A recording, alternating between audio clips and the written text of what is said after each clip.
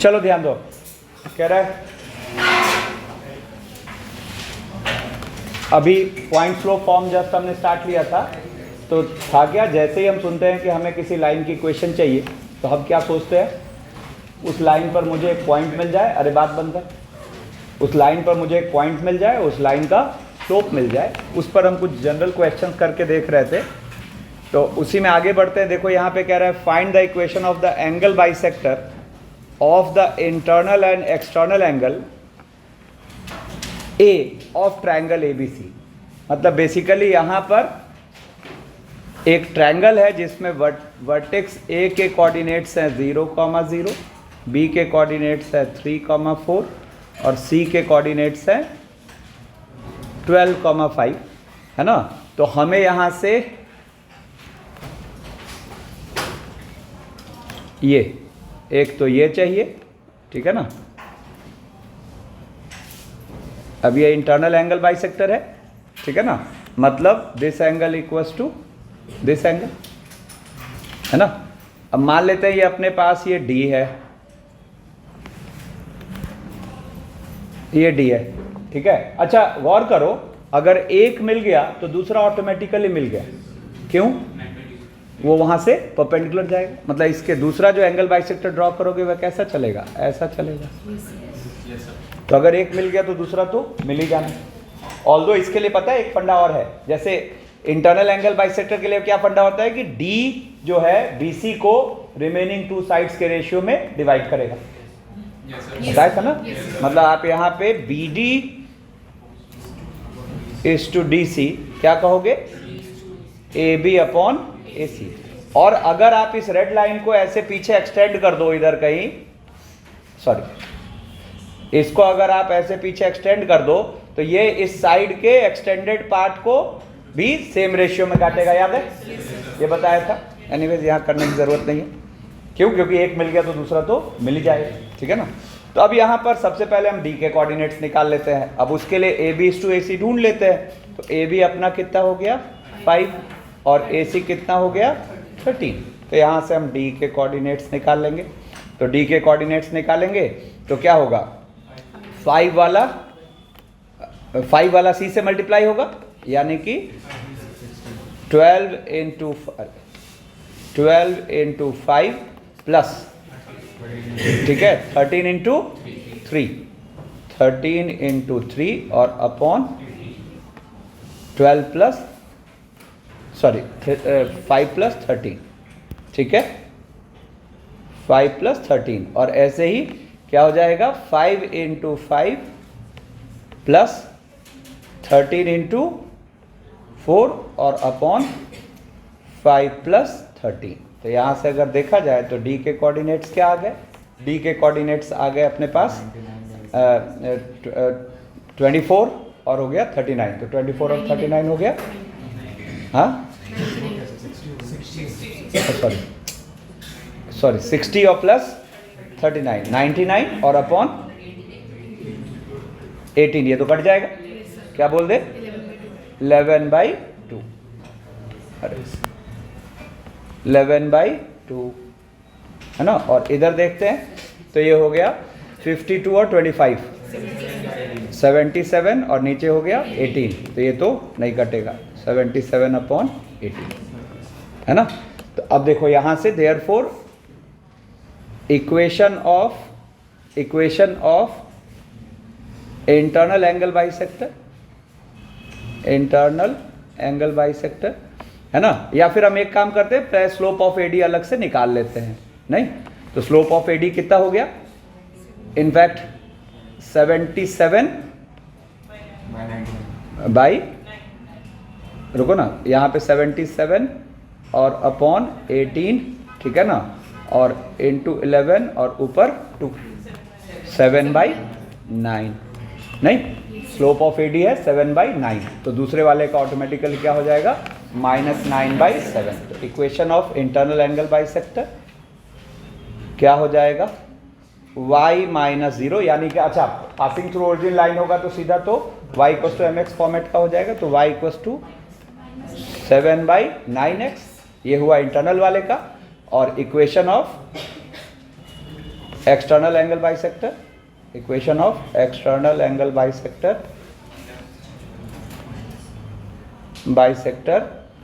y equals to -9/7। ठीक है। अच्छा, इस तरह की बात पहले भी हो रखी है कि जैसे ट्रायंगल के तीनों वर्टिसेस दे दिए और सर्कम सेंटर ऑर्थो सेंटर निकालने का है, तो हमें सबसे पहले क्या चेक करना है, राइट एंगल है कि नहीं। फिर एक और चीज़ चेक करनी है कि ओरिजिन से बराबर दूरी पर है क्या। ठीक है ना। तो अब जैसे यहाँ पर देखो, पहले तो स्लोप ऑफ ए बी देखते हैं। स्लोप ऑफ ए बी देखते हैं तो अपने पास क्या हो गया, 3 और अपॉन -4। स्लोप ऑफ ए सी देखते हैं तो स्लोप ऑफ ए सी हो गया 2 - 1 1 और upon 5 + 2 7। Slope of B C देखते हैं तो स्लोप ऑफ बी सी हो गया 4 और अपॉन, परफेक्ट है। तो हमें यहाँ क्या दिखा, slope of A B into slope of B C equals to, तो देयरफॉर एंगल बी π/2। अच्छा, जैसे ही एंगल बी π/2 आ गया तो यहाँ से हम क्या बोलेंगे, ये ए है, ये बी है, ये सी है ना। तो अब यहाँ पर ऑर्थो सेंटर तो हो गया बी, ऑर्थो सेंटर हो गया बी 2, -2, और सर्कम सेंटर के लिए ए सी का मिड पॉइंट देखते हैं। तो सर्कम सेंटर के लिए मान लो ये डी है या ओ बोल रहे हैं हम, तो ओ को क्या बोल देंगे हम, तो ए सी का तो 5 - 2 3/2, 3/2। ठीक है। फिर देखो नेक्स्ट एक क्वेश्चन है, कह रहा है कि let the area of triangle P Q R with vertices P 5,4, Q -2,4 and R A, B with 35 square units. इसका एरिया गिवन है। ठीक है ना।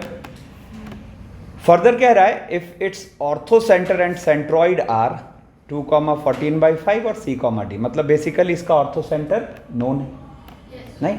तो ज़रा सोच के देखो, दो वर्टिसेस नोन है पी और क्यू और ऑर्थो सेंटर नोन है, तो आर तो आ जाएगा ना। कैसे आ जाएगा, तो ज़रा देखो, मैं स्लोप ऑफ ओपी लिख सकता हूँ, फिगर बना हुआ है ये इधर। स्लोप ऑफ ओपी क्या होगा ज़रा देखना, तो 4 - 14/5 और अपॉन 5 - 2, तो ये हो गया 20 - 14 6 है ना, और 5 और इंटू 3, यानी कितना हो गया 2/5। अब सोच के देखो, अगर हमें स्लोप ऑफ ओपी पता है 2/5, तो आप देखो तो इक्वेशन ऑफ क्यू आर पता है, क्योंकि पॉइंट पता है क्यू, बोलो। तो स्लोप ऑफ क्यू आर क्या हो जाएगा, -5/2। तो therefore equation of Q R क्या आएगा, y - 4 = -5/2 और x + 2। ठीक है। अब देखो, ऐसे ही सेम प्रोसेस से हम क्या करते हैं, इक्वेशन ऑफ पी आर निकालते हैं। तो इक्वेशन ऑफ पी आर के लिए जरा देखो, तो स्लोप ऑफ ओ क्यू, तो स्लोप ऑफ ओ क्यू क्या होगा, 4 - 14/5। ठीक है ना, 4 - 14/5। और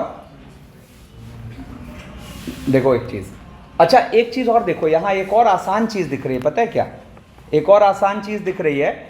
ये साइड की इक्वेशन जो है वो y = 4 है। नहीं समझ आया, ये साइड की इक्वेशन क्या दिख रही है, y = 4 है ना।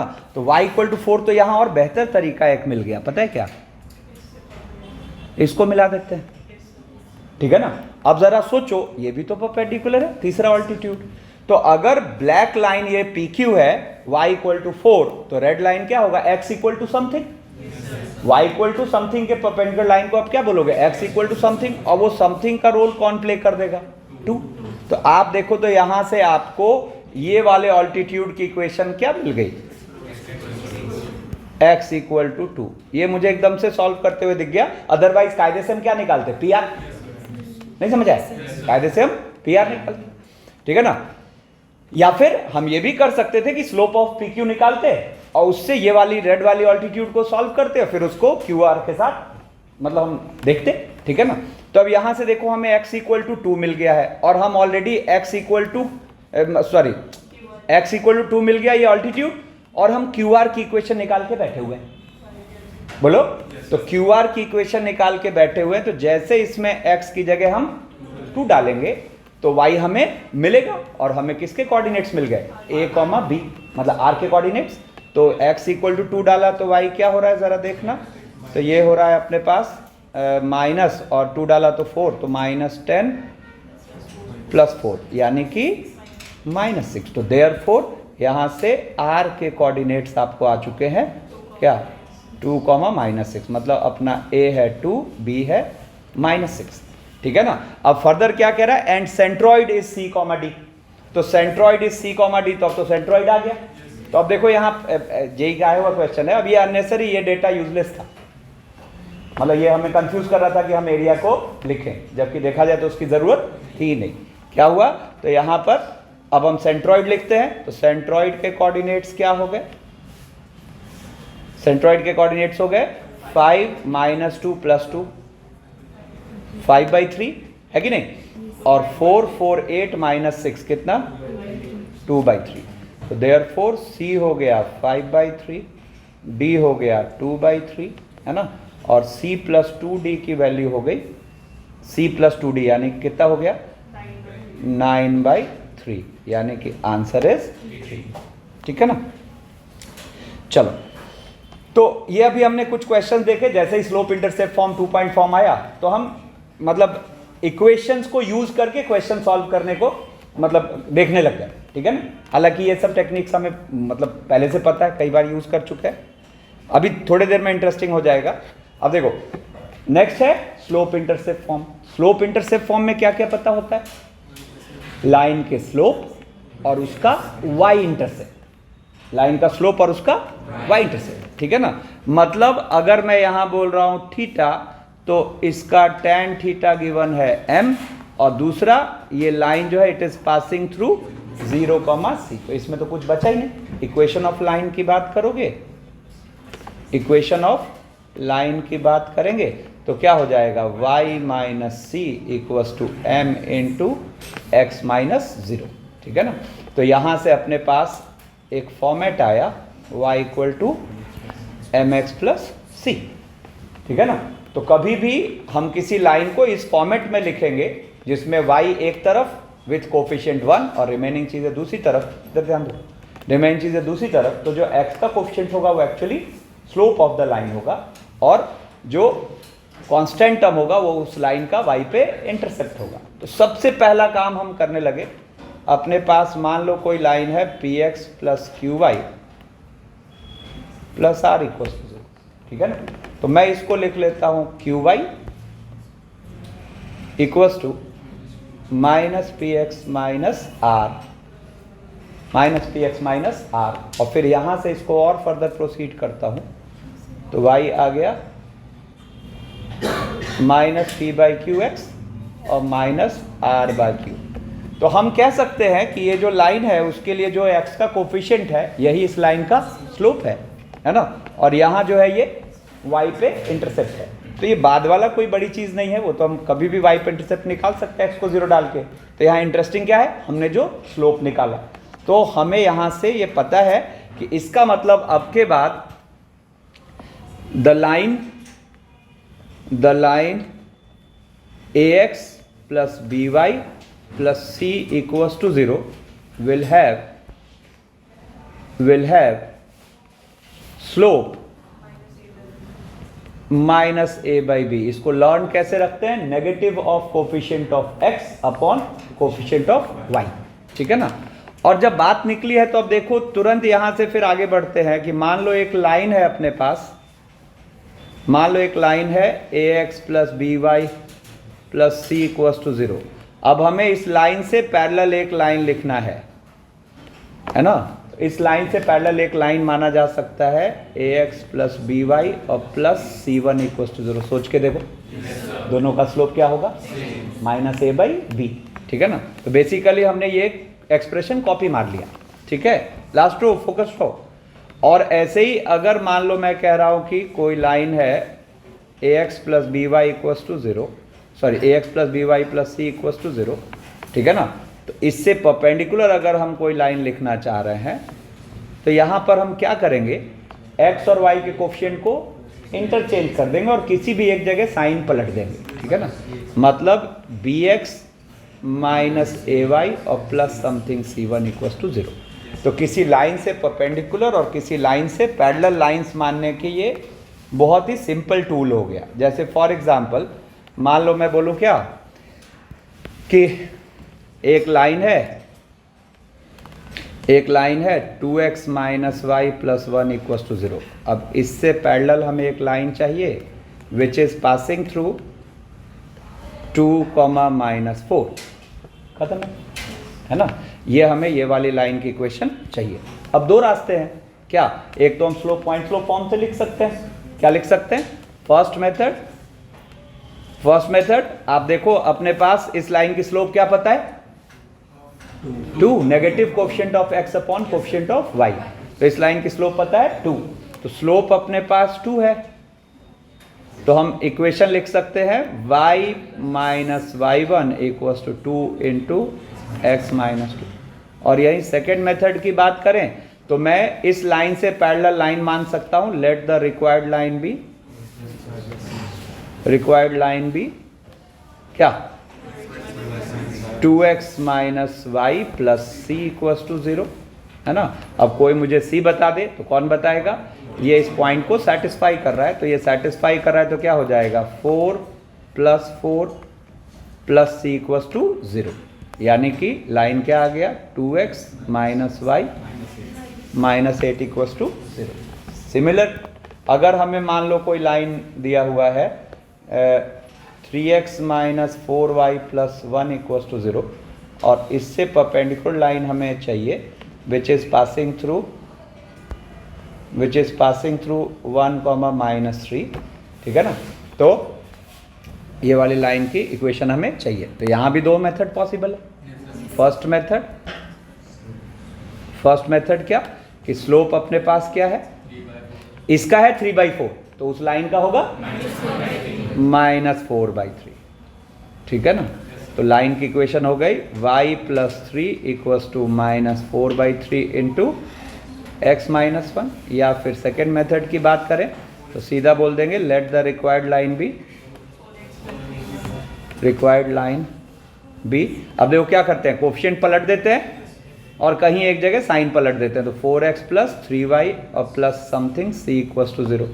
अब कोई मुझे c बता दे तो c पॉइंट से सेटिस्फाई कर रहा है। तो क्या आया, 4 minus 9 plus c equals to 0, मतलब c की वैल्यू 5। तो इसका मतलब लाइन की इक्वेशन क्या आ गई फाइनली, 4x प्लस 3y, है ना, प्लस 5 इक्वल्स टू 0, ठीक है। अब देखो, अब जब एक बार हम ax plus by plus c format में लाइन है तो स्लोप देखना सीख गए, तो अब देखो दो लाइंस का डिस्कशन इजीली करा जा सकता है। ये भी हमें पता है, सब ये सब पता है। एक बार को मैं सारी चीज़ें रख दे रहा हूँ, ठीक है ना, फास्ट। अब देखो, अब ये दो लाइंस एक दूसरे के रेस्पेक्ट में किस किस नेचर के हो सकते हैं, तो या तो ये पैरेलल हो सकते हैं या फिर ये कोइंसाइड कर सकते हैं। तो सबसे पहली बात तो देखो ये कोइंसाइड कब करेंगे, तो कोइंसाइड कब करेंगे ज़रा सोचो। मैं कोई लाइन बोलूँ 2x minus 3y plus 7 equals to 0। अब अगर इस लाइन में आप कोई कोफिशिएंट मल्टीप्लाई कर दो, मतलब आपने कर दिया 4x minus 6y plus 14 equals to 0, तो ये कोफिशिएंट मल्टीप्लाई करने से लोकस थोड़े ना बदल जाएगा, मतलब both this lines are identical. तो यहाँ से सबसे पहले आइडेंटिकल वाले कंडीशन को ही टैकल करते हैं कि कभी भी आपको, पहली बात आ रही है, कभी भी आपको a1 upon a2 equals to b1 upon b2 equals to c1 upon c2 दिखा, तो व्हाट डज इट मीन, ये दो अलग अलग लाइंस है ही नहीं, दोनों का लोकस सेम है ना। This implies both the lines are coincident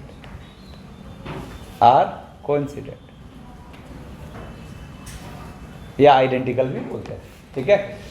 अब यहीं पे अगर मैं a1 अपॉन a2 को यहाँ a1 अपॉन a2 को b1 अपॉन b2 रख दूँ, लेकिन not equal to C1 upon C2 कर दो। तो पहली बात तो कोइंसाइडिंग नहीं रहा।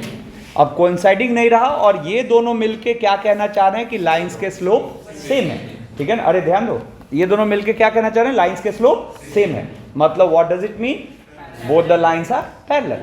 तो this implies both the lines are parallel, both the lines are parallel, ठीक है।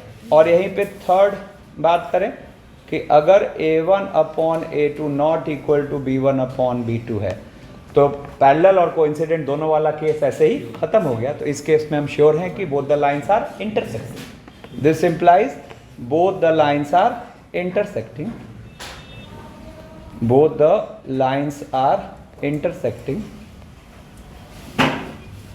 और इस केस में जो पॉइंट ऑफ इंटरसेक्शन है, मान लो अपने पास ये दो लाइंस है और ये पॉइंट है अपना A, जिसमें ये है A1x plus B1y plus C1 equals to 0 और A2x plus B2y plus C2 equals to 0। तो इफ वी आर इंटरेस्टेड कि ये कैसे निकले, तो दो रास्ते होते हैं, या तो हम कोएफिशिएंट इक्वेट करते हैं या क्रॉस मल्टीप्लिकेशन लगाते हैं, ठीक है ना।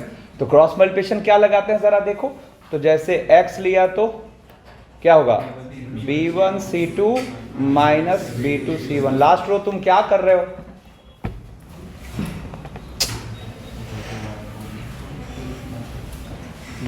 अगर हम इधर ध्यान नहीं दे रहे हैं तो बैठना ही नहीं चाहिए था, अभी भगा दूंगा तुम्हें मैं।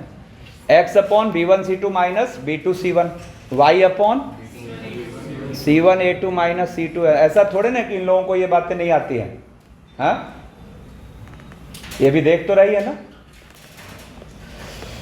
C1 A2 minus C2 A1 और 1 लेंगे तो फिर A1 B2 minus A2 B1। नहीं, तो जैसे हम फर्स्ट और लास्ट को कनेक्ट करेंगे और सेकंड लास्ट को कनेक्ट करेंगे तो हमें इस केस में A की वैल्यू मिल, A के कोऑर्डिनेट्स मिल जाएंगे। क्या होंगे, B1 C2 minus B2 C1 और upon A1 B2 minus A2 B1, C1 A2 minus C2 A1,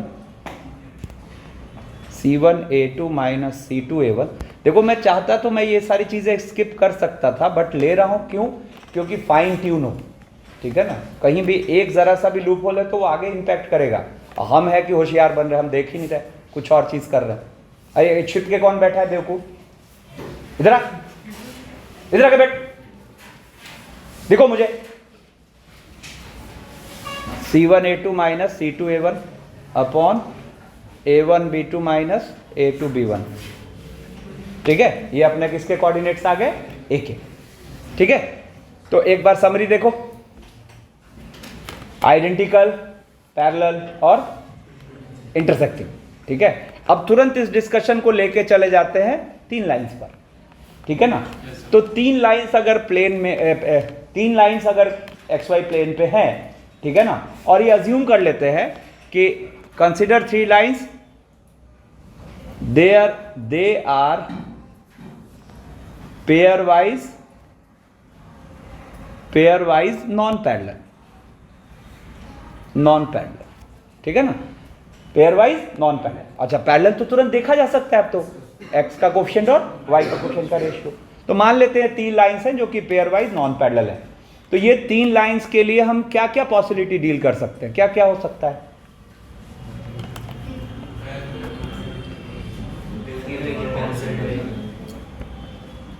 ये 3 लाइंस के लिए हम कह सकते हैं, या तो ये तीनों लाइंस एक ट्रायंगल बना रहे हैं, या फिर ये तीनों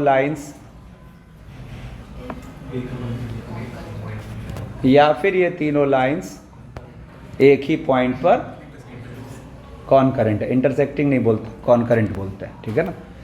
तो the 3 lines meeting at a point, या फिर 3 लाइंस फॉर्मिंग अ ट्रायंगल, है ना। तो 3 lines meeting at a point, इनको हम बोलेंगे कॉनकरेंट लाइंस।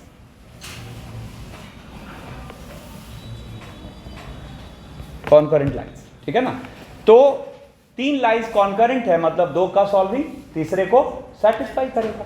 तो 2 का सॉल्विंग तीसरे को सेटिस्फाई कराओगे इसमें, तो गौर करो ये क्रेमर्स रूल ही तो है, नहीं। तो जब आप यहाँ एक्स वाई को थर्ड में डालोगे, ठीक है ना, तो ये आपको एक डिटर्मिनेंट की ओर हिंट कर रहा है। कौन सा डिटर्मिनेंट होगा ज़रा सोचो। तो इस केस में ये लाइंस कॉन्करेंट कब है? जब A1 B1 C1 A2 B2 C2 और A3 B3 C3 ये डिटर्मिनेंट हो जाए 0। बात समझ रहे? लेकिन इसके लिए पेयर वाइज नॉन पैरेलल होना जरूरी है, अदरवाइज सोचो ना, हम यहाँ पे ऐसे 3 लाइंस ले रहे हैं तो उसमें भी डिटर्मिनेंट 0 हो जाएगा, जो तीनों लाइंस आपस में क्या हो? पैरेलल, ठीक है ना। तो कॉन्करेंट लाइंस के लिए अगर तीनों लाइंस ऐसे हैं कि they are pairwise non parallel, तो अगर ये डिटर्मिनेंट की वैल्यू 0 है तो लाइंस आर कॉन्करेंट, और ये वाला केस हो गया अदरवाइज। अदरवाइज मतलब समझ रहे हैं, जबकि डिटर्मिनेंट 0 ना हो, ठीक है। अब जैसे मान लो कह रहा है these 3 lines will form a triangle, true oblique false, ठीक है ना। तो ट्रू ऑब्लिक फॉल्स, अब यहाँ पर अपने पास 2 चॉइस है, या तो कोफिशिएंट इजी है तो 2 की सॉल्विंग तीसरे में सेटिस्फाई करा के देख लेते हैं, या फिर हम सीधा डिटर्मिनेंट लेके चलते हैं, है ना। तो डिटर्मिनेंट से तो कर ही सकते हो। अब जैसे देखो इन दोनों का कोफिशिएंट मुझे इजी दिख रहा है, तो मैंने यहाँ क्या करा, इसको सब्ट्रैक्ट कर दिया, तो 2x माइनस एक्स क्या हो गया? x और -2 और -4 -6, तो x इक्वल्स टू क्या आ गया? 6। हाँ क्या? अरे 1 2 क्या करा हमने? अच्छा उधर सॉरी, ठीक है, 2 - 1 कर लेते हैं, ठीक है ना। तो 2 - 1 करेंगे तो क्या आ गया? x y/0 और 4 + 2, यानी कि x की वैल्यू कितनी आ गई? -6। तो x की वैल्यू आ गई -6, तो अब किसी एक में रख देते हैं, तो जैसे इसमें रखा तो y कितना हो जाएगा? 8, है ना। तो अब 1 और 2 का मीटिंग पॉइंट हमें क्या मिला? -6,8, ठीक है। अब यही -6,8 अगर थर्ड को सेटिस्फाई कर जाए तो देखो अब यहाँ ये चेक करते हैं, तो -6 है ना, और -24 + 1 ये क्या है? इसका मतलब it will form a triangle, है ना। तो इसका मतलब स्टेटमेंट क्या है? ट्रू है। अब देखो यहाँ पे मैंने क्या करा है, फर्स्ट 2 लाइंस तो वही रखे और यहाँ पे थोड़ा सा डेटा यहाँ चेंज कर दिया है, ठीक है ना। तो यहाँ डिटर्मिनेंट से तो कर ही सकते थे, इनफैक्ट इस मेथड से भी कर सकते हैं। अब जैसे यहाँ -6 1 और 2 का मीटिंग पॉइंट हुआ, बोलो, अब -6,8 को इसमें सेटिस्फाई कराओ तो कितना हो गया? -6, है ना, -24 + 30 क्या आ गया? 0। तो हम क्या कहेंगे यहाँ पर? False. In this case here हम क्या बोलेंगे? Here the 3 lines are, here the 3 lines are concurrent. जैसे ही लाइन का स्लोप हम देखना सीख गए, वहां से ये सारी चीजें फटाफट आने लगी। Here the 3 lines are concurrent, ठीक है। अब जैसे देखो, अब यहां से एक नई बात शुरू हो रही है। क्वेश्चन जब होगा तो उसमें सुना, क्वेश्चन जब होगा पॉइंट ऑफ कॉन्करेंसी पर, तो 2 तरीके से पूछा जाता है। एक तो उसके तीनों वर्टिसेस देके, और एक उसके तीनों साइड्स की इक्वेशन देके, है ना। तो अप्रोच अलग अलग होता है दोनों का, ठीक है ना।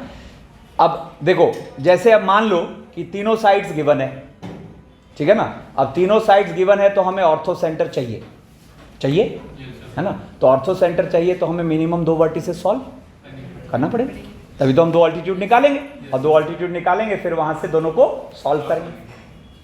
समझ रहे हो? ठीक है। और वर्टेक्स होते तो इतना सोचना ही नहीं था, वर्टिसेस अगर होते तीनों तो इतना सोचना ही नहीं था, सीधा 2 अल्टीट्यूड पे वर्क करते हम, ठीक है ना। तो अब यहां से धीरे धीरे हम उस ओर बढ़ रहे हैं जहां अब एक स्टेटमेंट मैं बोलना शुरू कर रहा हूं, try to avoid solving 2 lines, पहला स्टेटमेंट, और try to avoid using distance formula, ठीक है ना। ये अब ये कैसे होगा? तो आगे जैसे जैसे जानकारी बढ़ती जाएगी वैसे वैसे ये चीजें स्मूथ होती जाएंगी, और आपको अंदाजा भी नहीं ये कितना मुश्किल हो सकता है। सब कुछ डेटा का खेल है। अगर डेटा बहुत गंदा है तो आपके लाइन सॉल्विंग में हालत बिगड़ जाएगी, ठीक है ना। तो धीरे धीरे करके ये हमें समझ में आएगा कि लाइंस को सॉल्व करना, अवॉइड कैसे करना है। हालांकि यहाँ अभी तो बहुत बेसिक लेवल पे है, ठीक है। तो अब जैसे यहाँ ऑर्थो सेंटर की बात आई, तो टेक्निक्स हम आगे सीखने वाले हैं फैमिली ऑफ लाइंस के बाद, ठीक है ना। लेकिन मैं कह रहा हूं फिर भी सबसे पहले तो क्या चेक करना है, राइट एंगल ट्रायंगल है कि नहीं। तो हमें तुरंत यहां दिखा ये और ये राइट एंगल है, बोलो मतलब आपस में 90 डिग्री बना रहे है ना। तो यहां से इसका मतलब ये तो हमें क्या किया कि ये ट्रायंगल जो है वो राइट एंगल्ड है, जिसमें ये वाली लाइन की इक्वेशन हो गई 2x - 3y + 5 = 0 और ये वाली लाइन की इक्वेशन हो गई 3x + 2y - 1 = 0। ठीक है ना। तो अब देखो इसका मतलब यही अपना ऑर्थो सेंटर है H। ठीक है ना। तो यहाँ पे इन दोनों को क्या करेंगे, सॉल्व कर लेंगे। अब देखो 2x - 3y + 5 = 0, 3x + 2y - 1 = 0, cross multiplication से कर लेते हैं। कितना हो गया 3 - 10, y लेंगे तो 15 + 2, 15 + 2, ठीक है ना। और 1 लेंगे तो 4 + 9, ठीक है ना।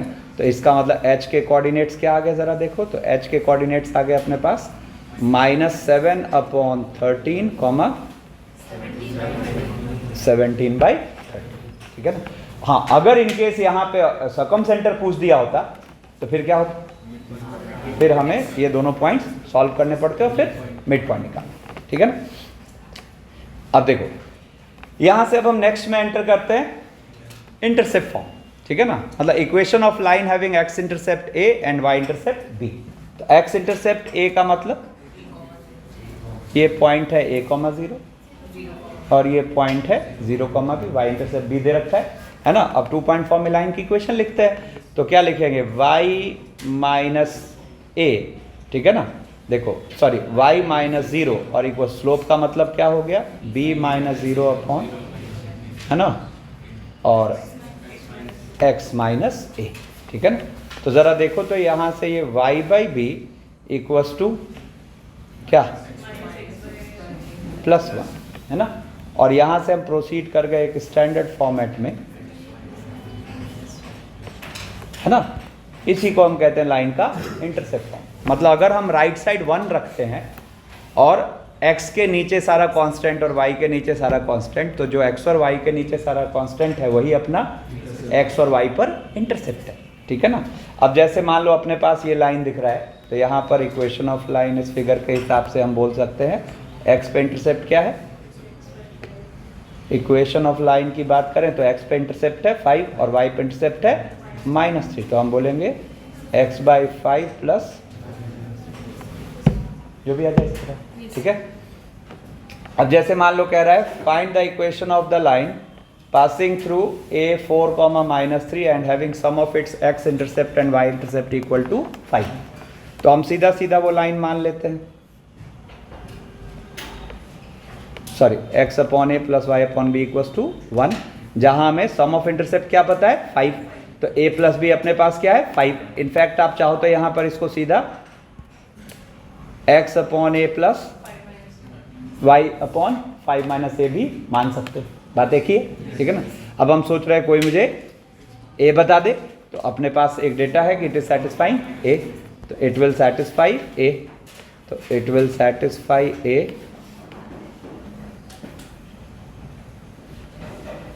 4, -3। तो यहाँ पर क्या आ गया 4/a और -3/5 - a इक्वल्स टू 1। अब यहाँ से आ गया 20 - 4a - 3a और इक्वल्स टू 5a - a²। तो एक तरफ ले आओ तो ये क्या हो गया a² और -12a, है ना, और +20 इक्वल्स टू 0, ठीक है ना। तो ये फैक्टराइज हो रहा है 10 और 2 पे, है ना। तो यहाँ से a की वैल्यू आ रही है 2 और 10, है ना। तो therefore equation of line, 2 line possible है, ठीक है ना। तो एक तो हो जाएगा x/2 प्लस और दूसरा हो जाएगा x/10 5/5 इक्वल्स टू 1। देखो फिर नेक्स्ट कह रहा है find the equation of the line passing through a 2, 3 and making equal intercepts on coordinate axis. अब equal intercept on coordinate axis मतलब स्लोप +-1 कौन बोला यार, सब समझाया लास्ट क्लास में, स्लोप -1 है ना। अब यहाँ गलती कर दी है, एक ओरिजिन वाली बात आई, दो पॉसिबिलिटी होगी, या तो स्लोप -1 है या फिर लाइन इज पासिंग थ्रू, मतलब दो तरह के लाइन यहाँ पॉसिबल है, या तो स्लोप अपना -1 है और line is passing through origin, ठीक है ना। और एक पॉइंट A2,3 उस पर है ही, काम ही खत्म हो गया। और केयरलेस रहेंगे तो सेकंड वाली बात मिस हो जाएगी। तब यहाँ पे लाइन की इक्वेशन क्या बनेगी, y - 3 = -1 × x - 2, और इस केस में क्या बन जाएगी, y = 3/2x। फिर नेक्स्ट देखो क्या कह रहा है, find the equation of the line, find the equation of the line such that its portion intercepted between the coordinate axis is bisected at A2,3। तो portion intercepted between coordinate axis यही तो हुआ, बोलो है ना। अब क्या कर रहा है कि ये जो पोर्शन है ये बाइसेक्ट हो रहा है कहां पर, A2,3 पर, है ना। अब सोचो अगर ये A2,3 हुआ तो इसके कोऑर्डिनेट्स हो गए 4,0 और इसके कोऑर्डिनेट्स हो गए 0,6, ठीक है ना। थोड़ा फिगर गड़बड़ बन गया,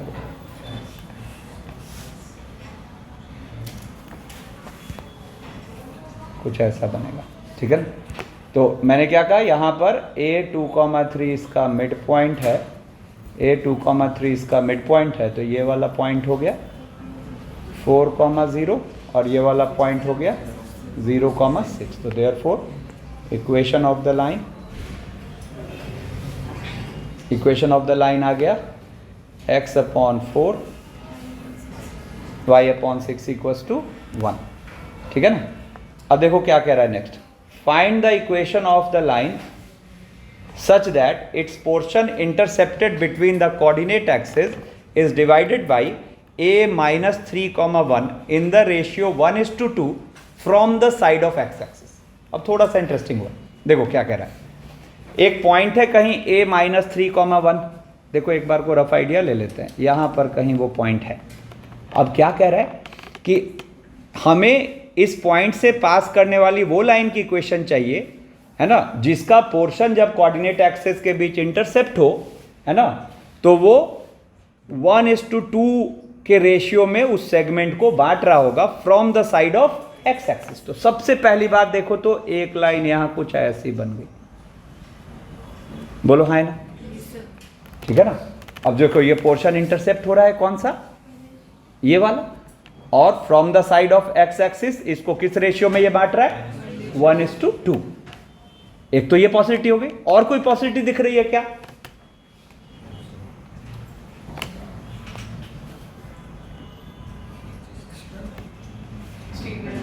दिखा, है ना, जिसमें अपना ये पोर्शन इंटरसेप्ट हुआ है ना, और इस पोर्शन को from the side of x axis ये किस रेशियो में बांट रहा है, 1:2। मतलब यहां पर क्या हमें दिखा, अगर हम इसको बोले B, C और D और E, तो एक तो हमें पता है क्या, AB/AC इज 1:2, ये इंटरनल डिवीजन है, और साथ के साथ हमें यह भी पता है AD/AE इज क्या, 1। तो ऐसे कितने लाइंस पॉसिबल हो गए, 2, ठीक है ना। जहां A के कोऑर्डिनेट्स तो हमें पता ही है, A के कोऑर्डिनेट्स क्या है, -3,1।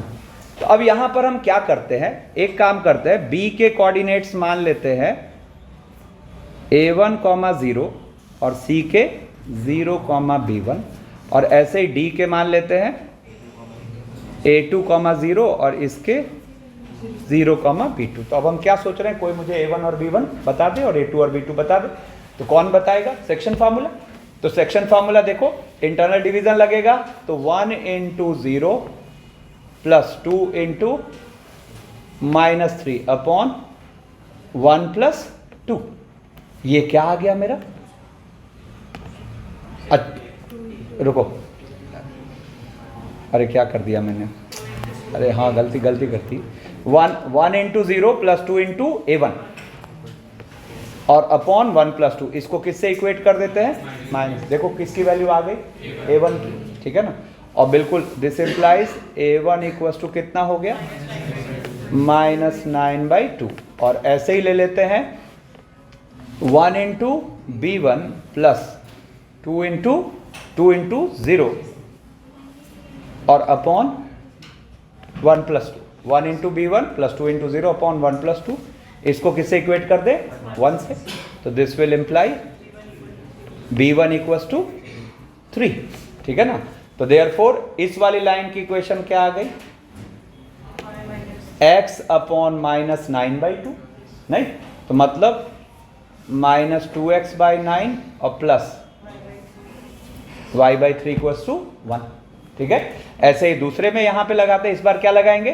सेक्शन फार्मूला, इसमें एक्सटर्नल डिवीजन, या फिर आप ये भी कह सकते हो कि d जो है वो AE का क्या है? Mid point.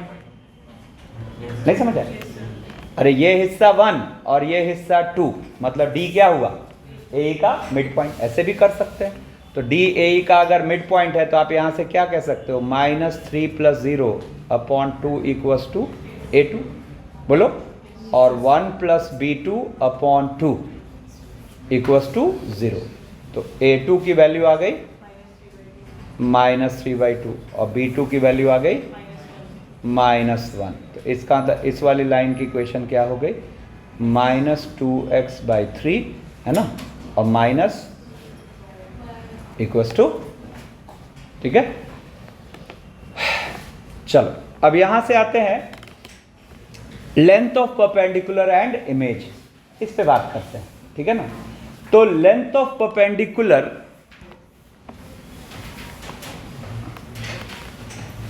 एक्चुअली अब हम नॉर्मल फॉर्म में जाने की तैयारी कर रहे हैं, तो पहले एक बार लेंथ ऑफ परपेंडिकुलर इमेज की बात समझ लेते हैं। तो मान लो एक लाइन है ax + by + c equals to 0 और एक पॉइंट है ax1 y1, है ना, और हमें यहां से इस पर डाले गए परपेंडिकुलर के लेंथ की बात करनी है, मतलब ये हमें h चाहिए, ठीक है ना। तो आई होप फॉर्मूला तो सबको पता ही है, ठीक है ना। फॉर्मूला क्या होता है? h इक्वल्स टू होता है, ये पॉइंट को इस एक्सप्रेशन में रख दो, है ना। क्या होगा?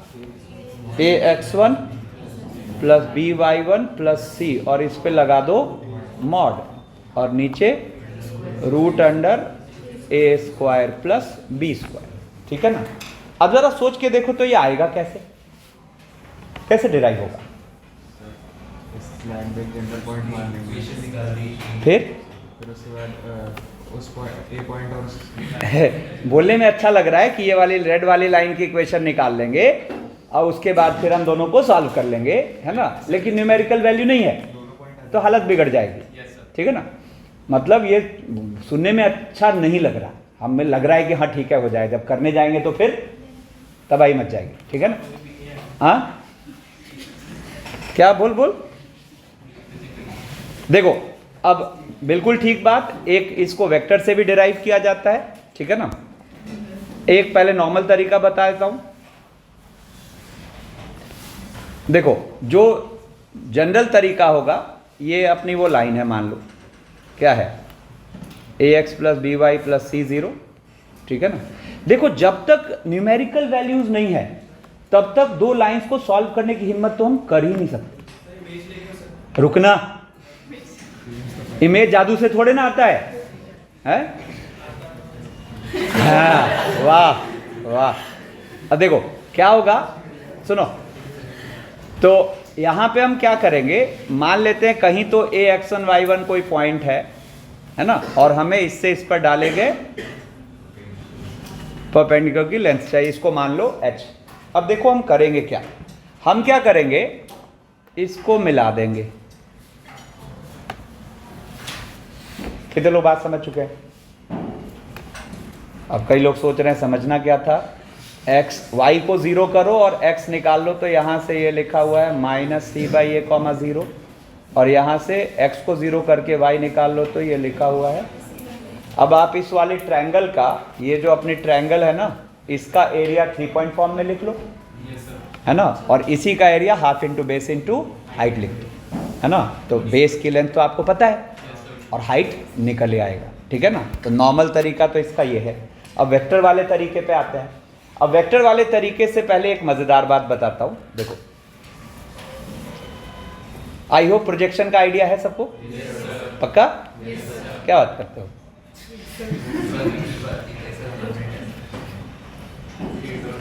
बस बस रहने दो। देखो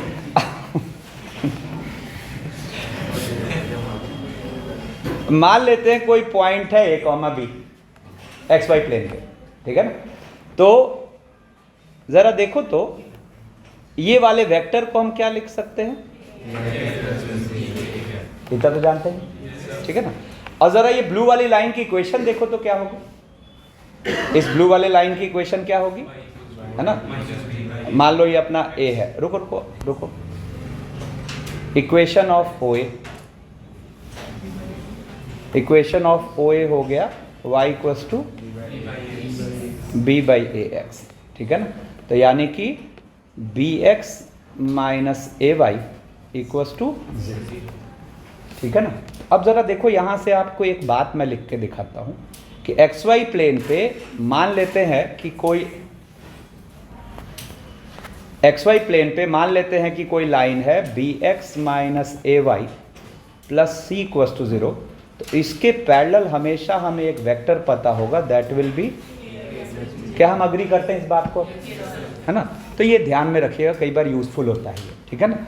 तो आपको इस लाइन के पैरेलल ऑलवेज एक वेक्टर पता होगा। जरा गौर करो क्या कर रहे हैं कि बीच का साइन प्लस हो जा रहा है, ठीक है ना, और y का कोफिशिएंट जा रहा है आई कैप में और x का कोफिशिएंट जा रहा है जे कैप में, ठीक है। तो जरा सोचो तो, अगर ऐसे ही मैं बात कर रहा हूं तो फिर मान लो कि कोई लाइन है अपने पास ax प्लस, या चलो इसी से परपेंडिकुलर लाइन की बात करें, ये अपने पास है ax plus B Y plus C equals to 0। तो इसके पैरेलल हमें एक वेक्टर पता होगा। बताओ क्या लिखूं?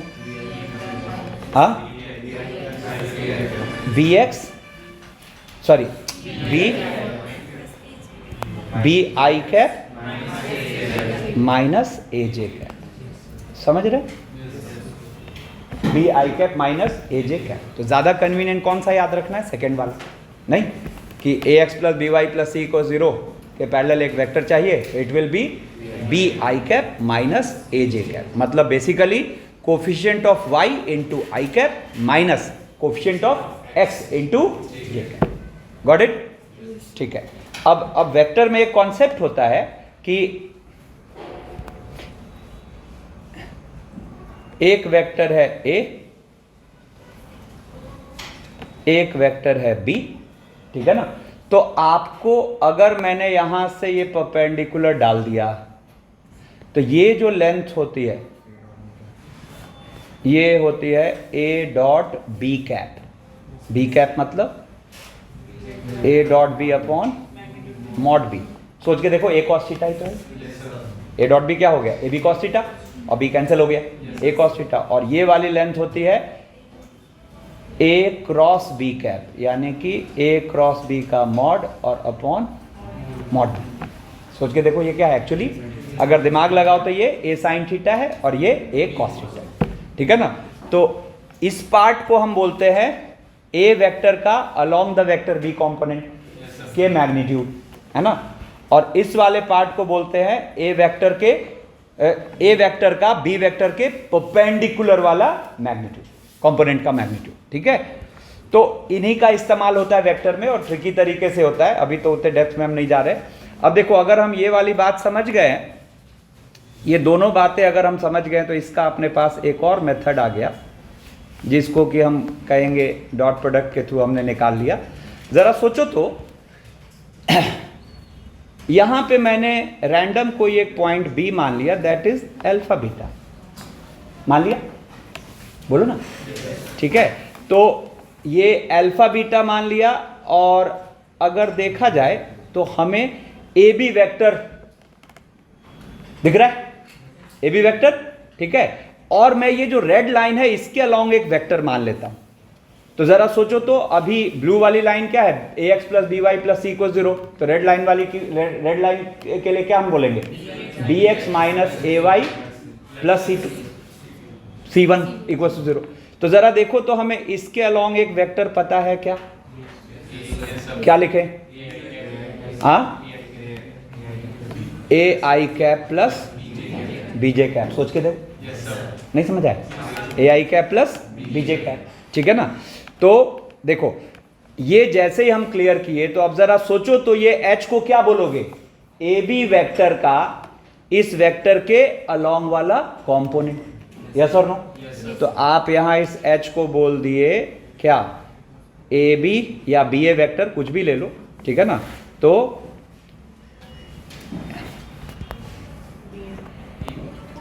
ऐसे मॉड ले रहे हैं, फर्क नहीं पड़ेगा, b a dot a i plus B j का मॉड और नीचे रूट अंडर ए स्क्वायर प्लस बी स्क्वायर। अच्छा, बी अल्फा बीटा आपने इस पे आर्बिट्ररी पॉइंट मान रखा है, तो ये ब्लू लाइन को क्या करेगा, सेटिस्फाई। तो A alpha plus B beta plus C equals to 0। तो जरा देखो तो ये डॉट प्रोडक्ट ऊपर क्या आ रहा है, तो बी ए डॉट बी ए निकालना जानते हो, बाद वाला सब्ट्रैक्शन पहले वाला। तो क्या हो जाएगा, बी ए वेक्टर, मैं यहां साइड में लिख देता हूं, बी ए वेक्टर क्या बोलोगे, बी ए वेक्टर बोलोगे x1 minus alpha into I plus y1 minus beta into J. Clear है क्या, है ना, y1 माइनस बीटा इंटू जे। तो जरा ये डॉट करो तो क्या आया, a x1 minus alpha plus b minus beta का मॉड और अपॉन रूट के अंदर ए स्क्वायर प्लस बी स्क्वायर। कुछ अच्छा फील हो, यहां से एक टर्म क्रिएट हो रहा है माइनस ए अल्फा माइनस बी बीटा, बात नहीं। तो माइनस ए अल्फा माइनस बी बीटा को हम क्या लिख सकते हैं, सी। तो यहां से ये क्या आ गया अपने पास, देखो तो A X one plus B Y one, है ना, प्लस सी का mod by root under A square plus B square. Anyways proof से मतलब नहीं था, बट मैं एक बार को चाह रहा था ये मेथड्स दिखाना, ये सब वेक्टर में काम आते हैं, ठीक है ना। इनफैक्ट सेम मेथड से हम किसी पॉइंट से किसी प्लेन पर डाले गए परपेंडिकुलर लेंथ भी निकाल लेते हैं, सेम मेथड से, डिट्टो सेम, ठीक है। मतलब पता है आपको, वहां मान लो प्लेन की इक्वेशन है A X plus B Y plus C equals to 0, sorry A X plus B Y plus C equals to D. तो अल्फा बीटा गामा से उस पर डाले गए परपेंडिकुलर लेंथ का फॉर्मूला एकदम सेम होगा, है ना, बस उसमें एक सी वाला टर्म एक्स्ट्रा आ जाएगा, ठीक है। एनीवेज अब देखो तो फाइनली अपने पास क्या आया, अपने पास फाइनली क्या आया कि कोई लाइन है A X plus B Y plus C equals to 0, A X plus B Y plus C equals to 0, है ना, और पॉइंट है ए x1 y1। तो यहां से इस पर डाले गए परपेंडिकुलर की लेंथ h का फॉर्मूला हमारे पास आ गया, A X one plus B Y one plus C का मॉड और अपॉन रूट के अंदर ए स्क्वायर प्लस बी स्क्वायर। जैसे फॉर एग्जांपल मान लो मैं कहूं लाइन है 3x minus 4y minus 2 equals to 0 और एक पॉइंट है 2 माइनस 3 और यहाँ से इस पर डाले गए परपेंडिकुलर की ये लेंथ चाहिए h क्या बोल देंगे हम, इस पॉइंट को पुट कर दो 6 प्लस 12, है ना, और माइनस 2 का मॉड और अपॉन रूट अंडर ए स्क्वायर प्लस बी स्क्वायर, यानी कि 9 प्लस 16 कितना आ गया, 12 6 18 में से 2 गया तो 16 और अपॉन 5, ठीक है। तो हमें किसी पॉइंट से किसी लाइन पर डाले गए परपेंडिकुलर की लेंथ निकालने के लिए मजेदार बात क्या रही, ये फुट ऑफ परपेंडिकुलर सॉल्व करने की जरूरत नहीं है, सीधा अपने पास क्या है, फॉर्मूला है, ठीक है। अब देखो यहां एक क्वेश्चन है, कह रहा identify the locus of P such that sum of its distances from two given perpendicular lines is 4, ठीक है। अब जरा सोचो, अच्छा कभी भी डिस्टेंस फ्रॉम अ लाइन बोला और कुछ अलग से नहीं बोला है तो ये अज्यूम किया जाता है कि वहां बात परपेंडिकुलर डिस्टेंस की हो रही। अरे मत करो, ध्यान दो, कभी भी किसी पॉइंट का किसी लाइन से डिस्टेंस की बात हो रही है और कुछ एक्स्ट्रा चीज मेंशन नहीं है तो वहां पे हम कंसीडर करते हैं कि ये परपेंडिकुलर डिस्टेंस की बात हो रही है। तो यहाँ क्या कह रहा है कि कोई भी दो परपेंडिकुलर लाइंस है, फिक्स्ड परपेंडिकुलर लाइंस है, और एक चलता फिरता पॉइंट है P, जो कि इन दोनों से जब हम परपेंडिकुलर डाल रहे हैं दोनों लाइंस पर इस पॉइंट से, तो सम क्या है, ऑलवेज 4 है। तो लोकस आइडेंटिफाई कर पाएंगे क्या?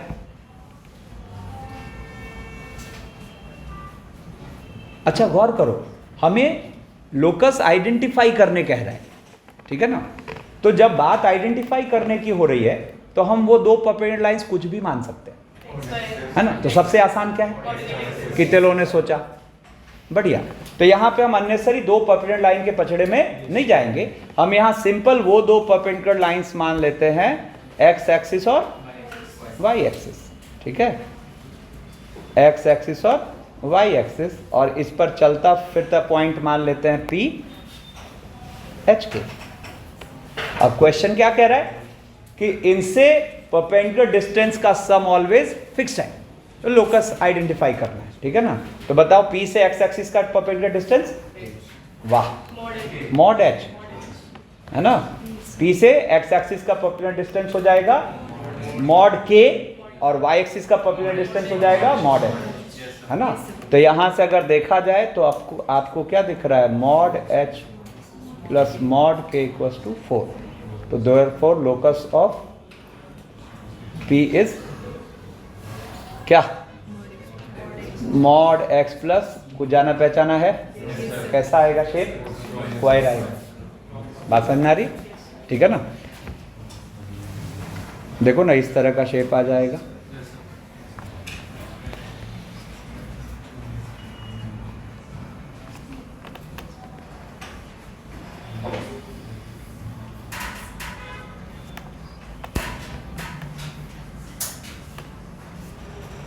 ठीक है ना, जिसमें क्या हो गया, ये स्क्वायर आने का मतलब क्या हुआ, ये वाला पॉइंट 4 नहीं, अगर हम एक्स एक्सिस वाई एक्सिस बोल रहे हैं, ये वाला पॉइंट हो गया 4,0, ये वाला पॉइंट हो गया 0,4, ठीक है।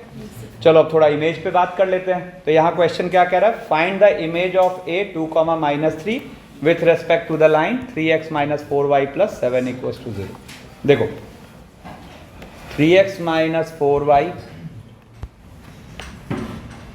+ 7 = 0, और एक पॉइंट है अपने पास a 2,-3। इनफैक्ट हम दोनों चीज़ों की बात कर लेते हैं। यहाँ से इस पर डाले गए परपेंडिकुलर का फुट मान लेते हैं ये कुछ a' है, ठीक है, और इसी को पीछे एक्सटेंड कर देते हैं, ये हो गया a'।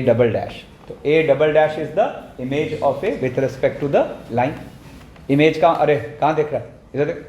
इमेज का मतलब क्या हुआ कि ये ब्लू लाइन a' को क्या करे, परपेंडिकुलरली बाइसेक्ट करे, है ना। तो अब यहां पर हमें इसकी इमेज चाहिए, ठीक है। तो अपने पास जो प्रॉपर तरीका है वो क्या होगा, इक्वेशन, इस वाली लाइन की इक्वेशन लिख लेते हैं, इस वाली लाइन की इक्वेशन लिख लेते हैं। क्या हो जाएगा, इक्वेशन ऑफ a', है ना, क्या हो जाएगा, y + 3 = इसका स्लोप है 3/4, तो उसका हो जाएगा -4/3, या फिर ऐसे भी कर सकते हो सीधा ही 4x + 3y, है ना, और प्लस c = 0। और कोई मुझे c बता दे तो 2, -3 से पास करा देते हैं, तो ये हो गया 8 - 9 + c 0। तो c की वैल्यू कितनी आ गई, 1, ठीक है ना। तो अब इन दोनों को कर लेते हैं सॉल्व। तो 4x + 3y + 1 = 0। क्या आ गया, x /-4 - 21 y /28 - 3 और 1/9 + 16, ठीक है ना। तो देयरफॉर आप देखो a' के कोऑर्डिनेट्स आ गए, a' के कोऑर्डिनेट्स आ गए। देखो यहाँ से कितना है, -25, तो -1, और यहाँ से 1, ठीक है ना। तो इसका मतलब ए डबल डैश के कोऑर्डिनेट्स आ जाएंगे 2 टाइम्स दिस माइनस दिस, बोलो, यानी कि -2 -2, समझते ना, और 2 + 5, ठीक है। तो यहाँ से हमें ए डबल डैश के कोऑर्डिनेट्स मिल गए। हाँ हाँ, सॉरी, ओहो, 2 + 3 कितना आ गया, है ना, तो -4, 5, ठीक है ना। तो देखो, therefore foot of perpendicular A dash, ये अपना -1, 1, और इमेज जो है ये है, इमेज जो है A double dash, that is -4, 5, ठीक है। अब देखो यहां पर एक शॉर्टकट भी होता है ना। अच्छा, कुछ एक सिनेरियोज में आपको इमेज ऐसे ही पता है, जैसे एक्स एक्सिस, वाई एक्सिस। एक काम करते, रुको एक सेकंड। देखो, पहली बात तो जैसे हमें अगर एक्स एक्सिस, वाई एक्सिस इनके रेस्पेक्ट में या ओरिजिन के रेस्पेक्ट में इमेज चाहिए, तो ये तो हमें पहले से पता है, ठीक है ना। क्या होगा, जैसे मान लो पहले कोऑर्डिनेट एक्सिस पे चले जाते हैं,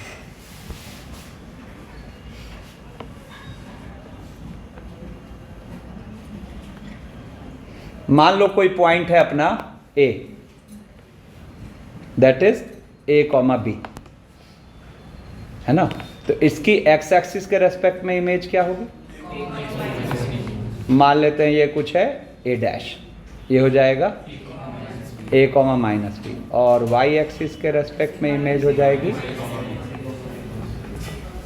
इसको मान लेते हैं A डबल डैश, तो ये हो जाएगी -A, B। इनफैक्ट, अच्छा, किसी पॉइंट के रेस्पेक्ट में पॉइंट की इमेज का मतलब क्या होता है, जितना आगे उतना ही पीछे। तो आप देखो, तो यहां से अगर ओरिजिन के रेस्पेक्ट में आप देखो, तो ये क्या हो जाएगा, -A triple dash, -A, -B। और अगर देखा जाए तो ये आपस में क्या बनाएंगे, रेक्टेंगल बनाएंगे। ये आपस में क्या बनाएंगे, रेक्टेंगल, ठीक है ना। थोड़ा सा इसको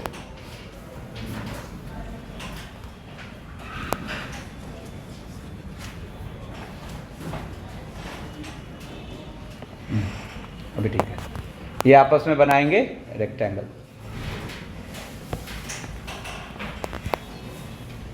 ठीक है ना। तो एक्स एक्सिस के रेस्पेक्ट में क्या करना है, एब्सिसा सेम, ऑर्डिनेट का साइन पलट दिया। वाई एक्सिस के रेस्पेक्ट में ऑर्डिनेट सेम, एब्सिसा का साइन पलट दिया। ओरिजिन के रेस्पेक्ट में तो दोनों को चेंज कर दिया। इनफैक्ट अगर आपको y = x लाइन है तो हाँ, अल्फा, बीटा मान लो अपना a है, ठीक है ना। तो इसकी इमेज हो जाएगी A डैश, बीटा, अल्फा। और ऐसे ही अगर यही वाली लाइन y = -x हो गई, यही वाली लाइन अगर y = -x हो गई,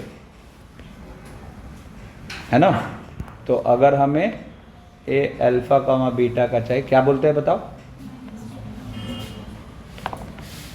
साइन भी पलट देते हैं और वैल्यू भी पलट देते हैं, मतलब इसका A डैश क्या हो जाएगा, ठीक है ना। तो इन कुछ स्टैंडर्ड सिचुएशंस में तो हमें किसी फॉर्मूले की ज़रूरत है ही नहीं। बाकी एक शॉर्टकट होता है, अब देखो वो शॉर्टकट दिखाता हूँ। जैसे मान लेते हैं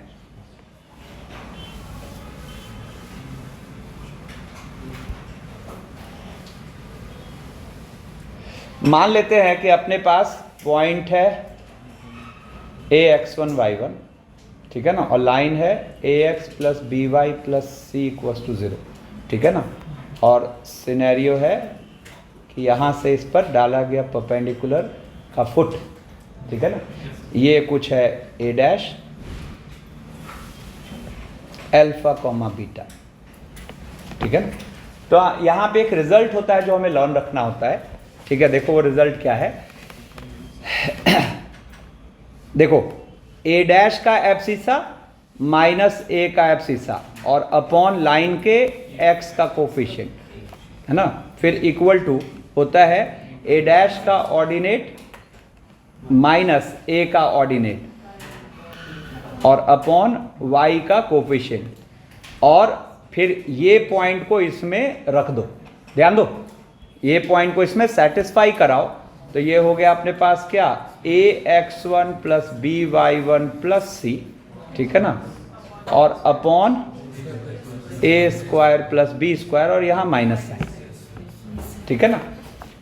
ये कब है, जब a की परपेंडिकुलर का फुट है a डैश, तो ये एक रिजल्ट होता है, इसको हमें लर्न रखना है, ठीक है ना। मैं ऐसे लर्न रखता हूँ, देखो कि x x x y y y, और फिर इसके लिए इस पॉइंट को इसमें पटक दिया और upon a square plus b square. कई बार यहाँ हमसे गलती हो जाती है, हम a square plus b square की जगह root under a square plus b square ले लेते हैं, ये ध्यान रखना है, ठीक है ना। अब यही सिनेरियो को अगर मैं कॉपी करूं और इमेज की बात कर दूं मैं यहां पर, ठीक है ना, तो देखो क्या होता है। यहां पर इसी को अगर मैं एक्सटेंड करूं पीछे, और इस बार इसको ए डैश बोल दिया, है ना, इस बार इसको ए डैश अल्फा कॉमा बीटा बोल दिया, तो एक्चुअली होगा क्या, सारा कुछ एज इट इज रहेगा, यहां बस -2 टाइम्स आ जाएगा। तो वहां -2 ले रहे हैं तो इमेज की बात हो रही है, -1 ले रहे हैं तो फुट की बात हो रही है। अब जैसे इसी शॉर्टकट से अगर हम यहाँ इस क्वेश्चन को करने की कोशिश करें, देखो अलग कलर से करता हूँ, तो देखो क्या होगा। जैसे मुझे इमेज चाहिए, तो मान लेते हैं ए डैश कुछ है, सॉरी ए डबल डैश कुछ है अल्फा बीटा, तो देखो यहाँ पर क्या होगा ज़रा देखना, तो alpha -2 upon 3, sorry alpha -2 upon 3 equals to beta plus 3 upon -4 और -2 टाइम्स, यहाँ बस केयरफुल रहना, इमेज है तो -2 टाइम्स और फुट है तो -1 टाइम्स, -2 टाइम्स और 2 -3 को इसमें रख दो, तो कितना हो गया 6 प्लस 12 प्लस 7 और अपॉन 25। अब देखो यहाँ पे आ चुका है, देखा जाए तो ये अपने पास 25 तो कट गया, तो अल्फा इक्वल्स टू कितना हो गया -6 प्लस 2 और बीटा इक्वल्स टू कितना हो गया 8 -3, अपना क्या रखा है -4,5। तो ये इमेज या फुट निकालने की एक शॉर्टकट भी होती है। देखो ये छोटे से स्पेस में अपना काम हो गया।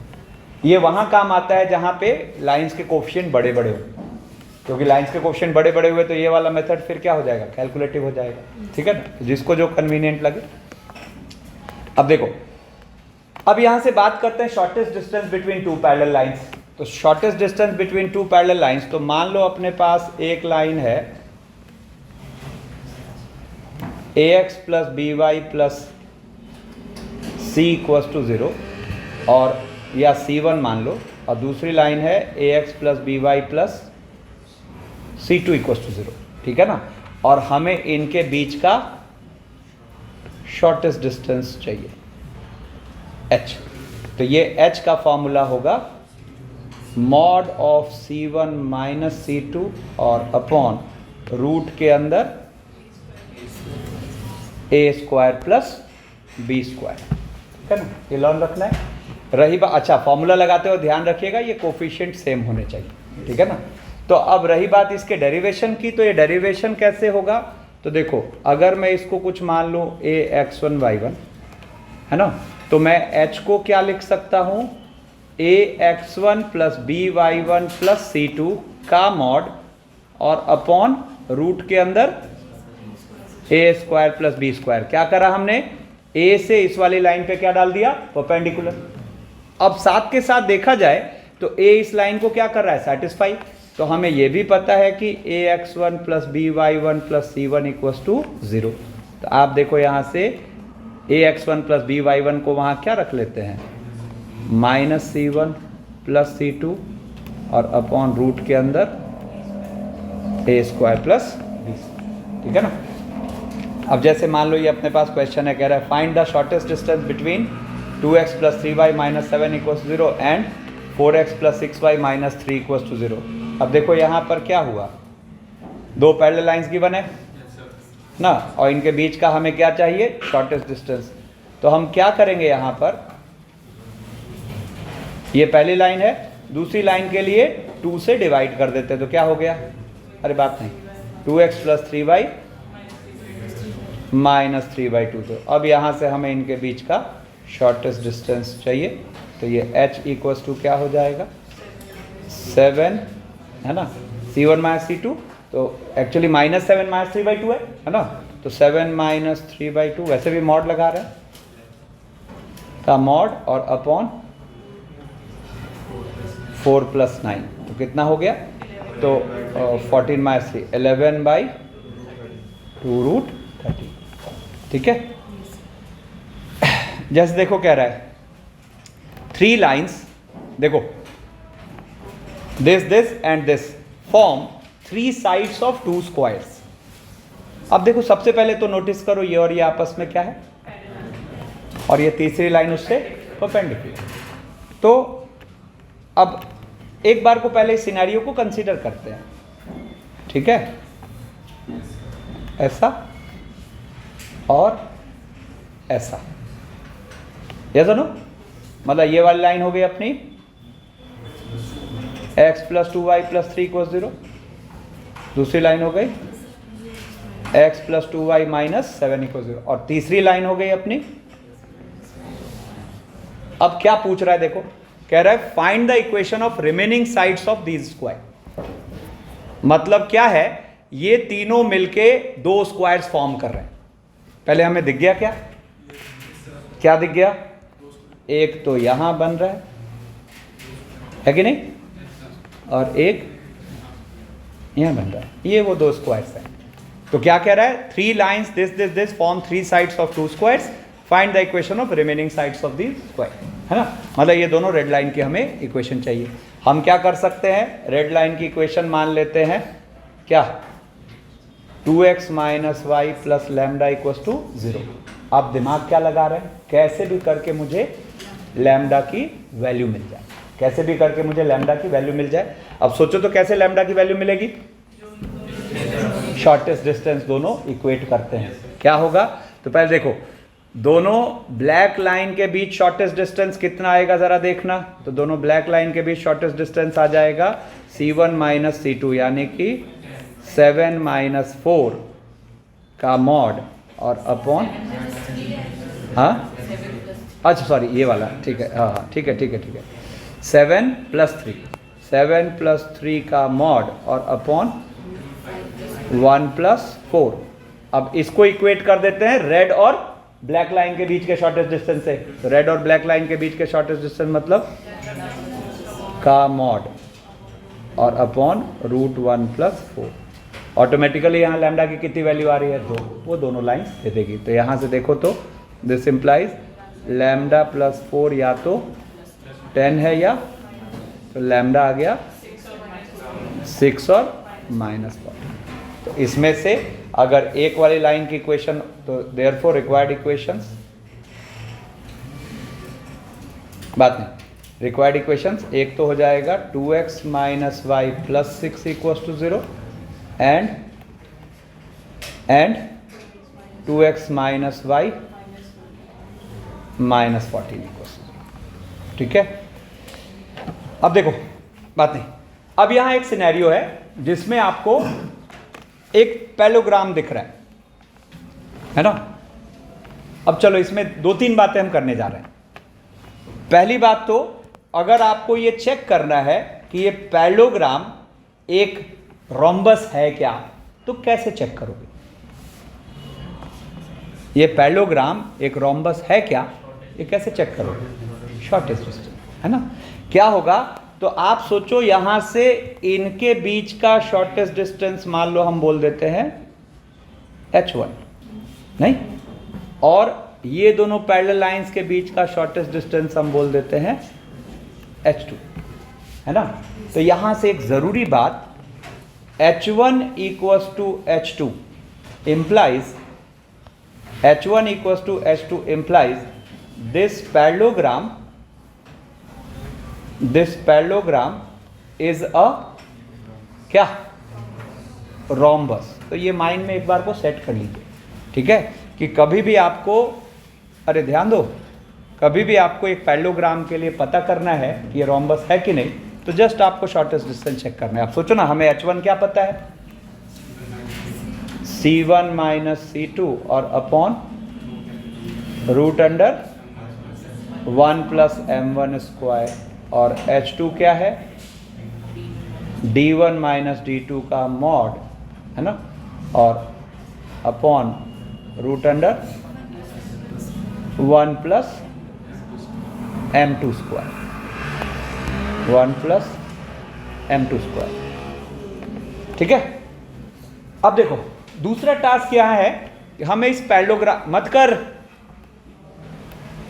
हट के बैठ जाओ वहां से, निकल उसको, या तुम हटो, क्या इडियट की तरह करते हो तुम लोग। दूसरा टास्क क्या है कि ये पैरेललोग्राम का एरिया कैसे निकालें, है ना, बात नहीं। अब मान लो, सुना ध्यान से, मान लो ये वाला एंगल थीटा है, tan थीटा मजे से निकाला जा सकता है, कैसे, मॉड ऑफ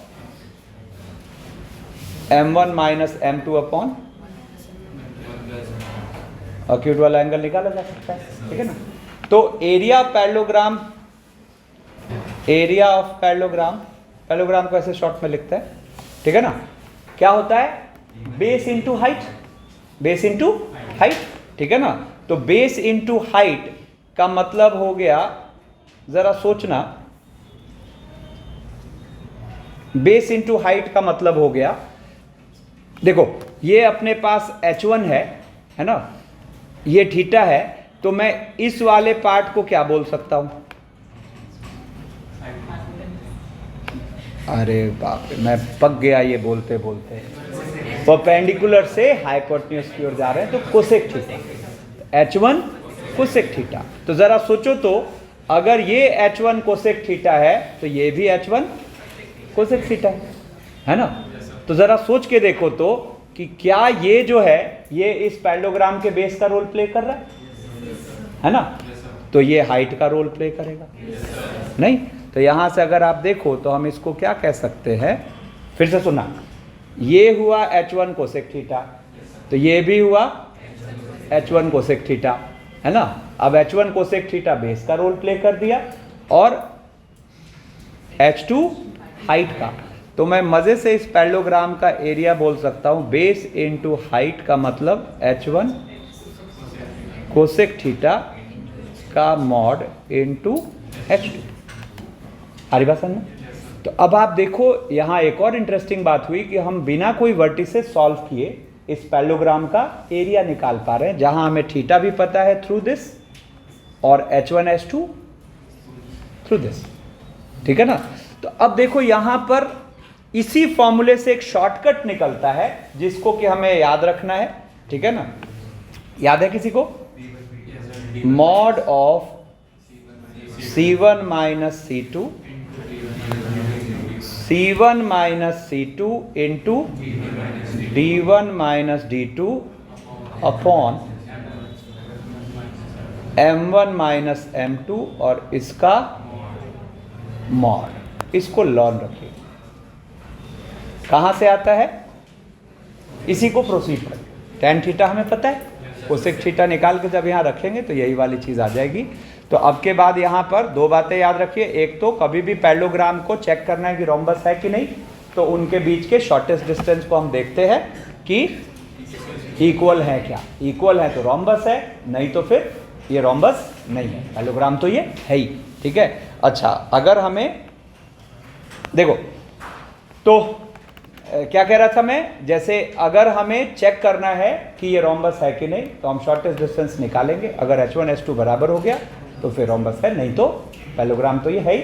अच्छा, एरिया अगर चाहिए तो लाइंस को हम ले आएंगे, अरे कहाँ ध्यान है, एरिया अगर हमें चाहिए तो लाइंस को ले आएंगे y = mx + c फॉर्मेट में, और फिर फॉर्मूला क्या हो जाएगा, गौर करो,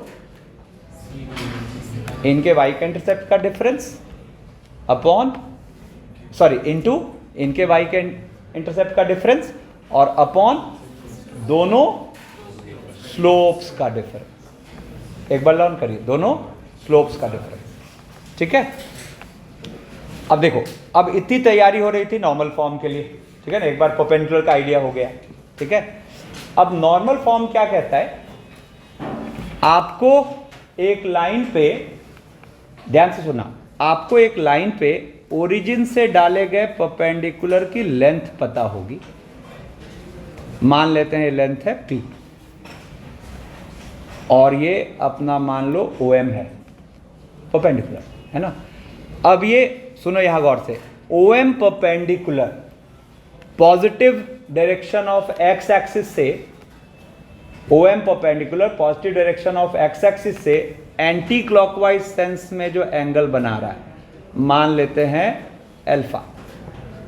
तो इन दो चीजों के टर्म में जब आप लाइन की इक्वेशन लिखोगे तो उसको हम बोलते हैं नॉर्मल फॉर्म। ठीक है, अब जरा सोचो तो ये अल्फा है, तो ये वाला क्या होगा एंगल, तो ये वाला क्या होगा अल्फा। क्यों? क्योंकि ये राइट एंगल ट्रायंगल है। नहीं, तो यहां पे अगर आप देखो ये अल्फा, तो ये ऑटोमेटिकली अल्फा हो गया।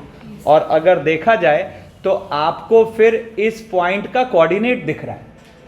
कैसे? इस राइट एंगल ट्रायंगल में क्या बेस पता है, तो बेस से हाइपोटेन्यूज क्यों आ रहा है, तो सेक। एकदम ढीठ हो आप लोग, अभी तक इसके यूज टू नहीं हुए। क्या हो जाएगा, पी सेक अल्फा। तो इसके कोऑर्डिनेट्स हम क्या बोल देंगे। अब बिल्कुल उसी तरीके से इस वाले ट्रायंगल में आओ, तो इस वाले ट्रायंगल में परपेंडिकुलर से हाइपोटेन्यूज की ओर जाना है, तो क्या होगा कोसेक। तो ये हो जाएगा 0, p कोसेक अल्फा। ठीक है ना।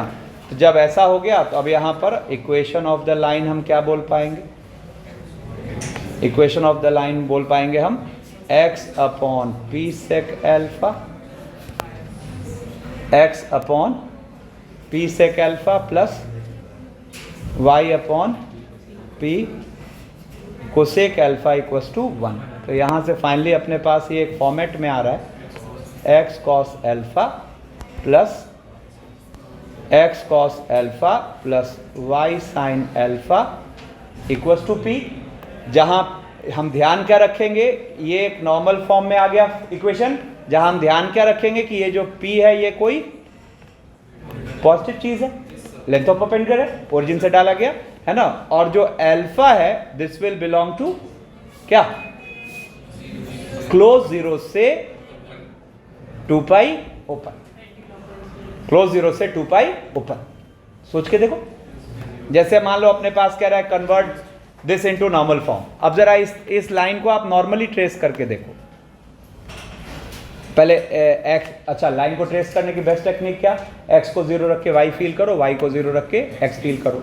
तो एक्स को 0 रख के वाई फील करोगे तो वाई पॉजिटिव है, और वाई को 0 रख के एक्स फील करोगे तो नेगेटिव है। तो क्या फील हो रहा है हमें,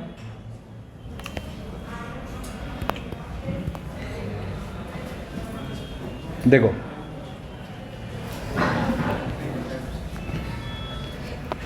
देखो यहां पर x को 0 रख के y फील किया तो y कितना हो गया अपने पास 3, और y को 0 रख के x फील किया तो -4। समझ रहे हो? अब ये कुछ अपनी ये लाइन है, ठीक है ना। अब यहां से देखो तो वो परपेंडिकुलर है कि नहीं, है ना, ये परपेंडिकुलर, और यहां अब ये अल्फा फील हो रहा है। अब ये अल्फा क्या हो गया, ऑब्ट्यूस। जरा सोचो तो अगर लाइन कुछ ऐसी बनती तो क्या होता, ये होता तो फिर क्या बनता, 180 से बड़ा 270 से छोटा। समझ रहे हो क्या? और यही मान लो अगर लाइन अपने कुछ इस तरीके से होती तो ये परपेंडिकुलर डालते 270 से बड़ा 360 से छोटा। इसलिए हमने रेंज क्या दिया है अल्फा का, 0 क्लोज से 2 पाई ओपन। ठीक है ना। अब देखो यहां पर convert this into normal form कह रहा है, तो नॉर्मल फॉर्म में कन्वर्ट करने का मतलब क्या है कि x के साथ का जो कोफिशिएंट है अगर वो cos अल्फा है तो y के साथ का कोफिशिएंट ऑटोमेटिकली हो जाना चाहिए sin अल्फा, और राइट साइड हो जाना चाहिए पॉजिटिव, है ना। तो हम यहां पे क्या करेंगे, देखो 3x minus 4y equals to -12, और अब हम यहाँ पे पीबीएच टेक्निक का फायदा उठाएंगे। पीबीएच टेक्निक मतलब 3 और 4 का स्क्वायर का सम कर दो, कितना आया 5। अब ये सम करने से 5 जो आया, तो इसका मतलब अगर मैं बोथ साइड 5 से डिवाइड कर दूं तो भी यहाँ, सॉरी, अगर मैं बोथ साइड 5 से डिवाइड कर दूं तो भी यहाँ और यहाँ क्या बन जाएगा, साइन अल्फा कॉस अल्फा। और अगर मैं -5 से डिवाइड करूं तो भी बन जाएगा साइन अल्फा कॉस अल्फा, क्योंकि हम यूज क्या कर रहे हैं, रूट अंडर a² + b²। ठीक है ना। तब हम यहाँ ध्यान क्या रखेंगे, ऐसे साइन से डिवाइड करें कि राइट साइड वाली चीज पॉजिटिव भी हो जाए। तो यहाँ किस चीज से डिवाइड कर देंगे, -5। तो देखो तो जरा ये क्या हुआ, ये आ गया अपने पास -3/5 × x + 4/5 × y और इक्वल्स टू 12/5। तो अगर देखा जाए तो यहाँ उस फिगर से कंपेयर करें तो कॉस अल्फा की वैल्यू आएगी, पहले से पता था नेगेटिव आना है क्योंकि अल्फा कौन से घर में चला गया, सेकंड। साइन अल्फा की वैल्यू आ गई 4/5 और p की वैल्यू आ गई 12/5। ठीक है, चलो एक आज का लास्ट क्वेश्चन। और ध्यान रखना कल की क्लास मिस नहीं हो, कल सबसे इंपॉर्टेंट क्लास है, पैरामेट्रिक फॉर्म पढ़ेंगे, मतलब पूरा स्ट्रेट लाइन इस पर ओरिएंटेड है, मतलब इजी वाली चीज़ अब खत्म है, अब सब अच्छी चीज़ें आएंगी। ठीक है ना, तो बस क्लास अभी मिस मत करना। देखो अब क्या कह रहा है, एक लास्ट क्वेश्चन लेते हैं। Find equation of a line on which perpendicular from origin is inclined with positive x axis at 60 degree.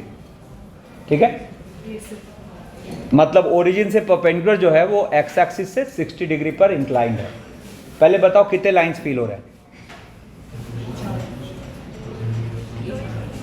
2। ठीक है ना, एक ऐसा और फोर्थ में, बढ़िया है ना।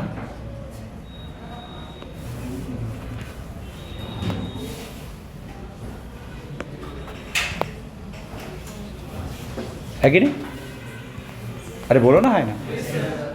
ये परपेंडिकुलर डाला, ये 60 डिग्री है ना, और यहाँ ये परपेंडिकुलर डाला,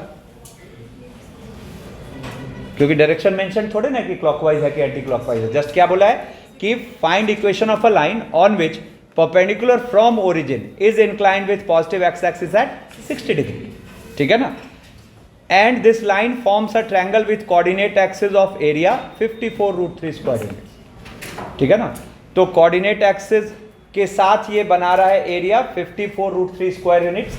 मतलब क्या हो गया अपने पास, देखो तो ये अगर मान लेते हैं अपने पास h, बोलो तो h ये मान लिया, तो ये अपने पास क्या हो गया, ये वाली लेंथ को क्या बोल देंगे, है ना, h sec π/3 बोल देंगे ना, h sec π/3, और ये वाले को h को sec π/3।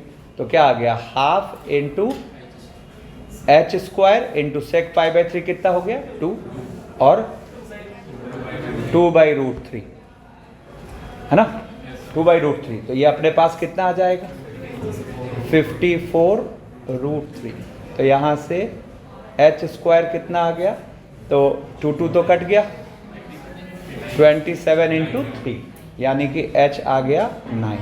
ज़रा देखो तो सेकंड वाले फिगर में h का डेटा चेंज होगा क्या, नहीं चेंज होगा, क्योंकि कैलकुलेशन तो फिर वही है, मैग्नीट्यूड तो वही यूज करो। इसका मतलब देयरफॉर इक्वेशन ऑफ लाइंस